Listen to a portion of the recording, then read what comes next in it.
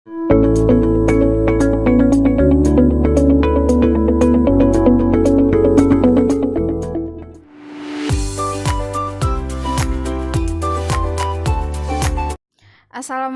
warahmatullahi wabarakatuh. Halo semuanya, perkenalkan saya Dharma Yunita. Saya adalah calon guru penggerak angkatan 4 dari Kabupaten Pesisir Selatan, Provinsi Sumatera Barat.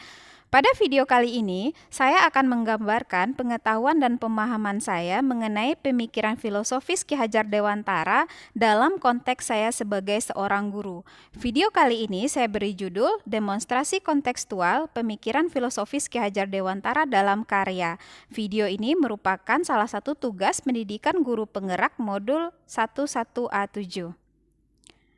Poin pertama yang saya pahami dari filosofis pendidikan Ki Hajar Dewantara adalah pendidikan menurut Ki Hajar Dewantara itu untuk memberikan tuntunan terhadap segala kekuatan kodrat yang dimiliki oleh anak. Nah, saya sebagai guru harus bisa berperan sebagai penuntun yang dapat menuntun tumbuh kembangnya kodrat atau potensi anak agar mereka mencapai kebahagiaan dan keselamatan yang setinggi-tingginya, baik sebagai manusia maupun sebagai anggota masyarakat. Dan poin berikutnya yang saya pahami dari filosofis pendidikan Ki Hajar Dewantara adalah pendidikan untuk mewujudkan jiwa yang merdeka.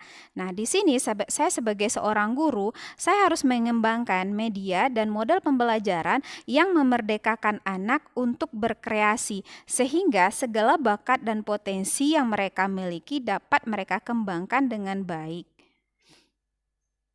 Poin selanjutnya, pemikiran Ki Hajar Dewantara yang saya pahami adalah dasar-dasar pendidikan Ki Hajar, yaitu kodrat anak bermain.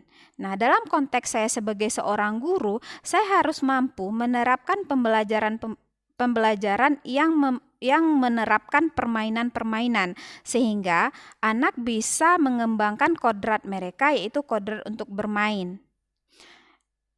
Nah, di sini dalam foto ini adalah salah satu aktivitas saya dalam pembelajaran di mana saya menerapkan permainan yang bernama hot seat.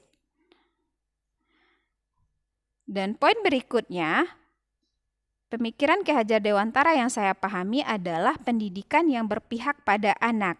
Nah, saya sebagai seorang guru, saya harus menerapkan pembelajaran pada anak di mana anak adalah subjek dalam pembelajaran, bukan sebagai objek. Yang berikutnya, pemikiran Ki Hajar Dewantara yang saya pahami adalah anak bukan tabula rasa.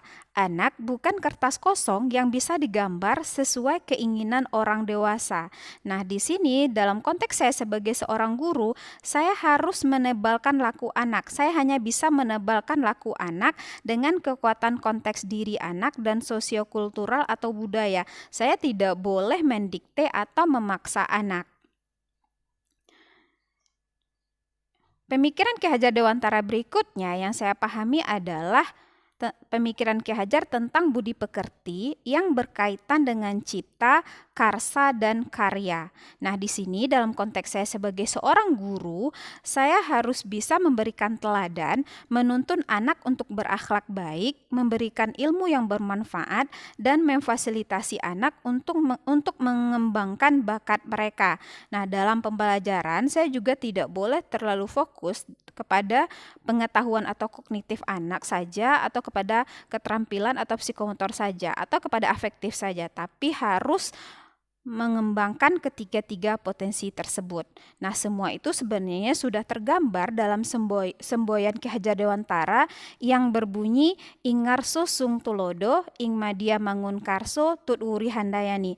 Di mana sebagai seorang guru, saya ketika di depan saya harus bisa memberikan contoh dan teladan, dan ketika berada di tengah, saya harus bisa memberikan motivasi atau semangat kepada anak didik saya, dan ketika berada di belakang, saya harus mampu memberikan dorongan dan semangat kepada anak didik saya untuk maju dan mengembangkan potensi mereka. Sekian video kali ini. Assalamualaikum warahmatullahi wabarakatuh.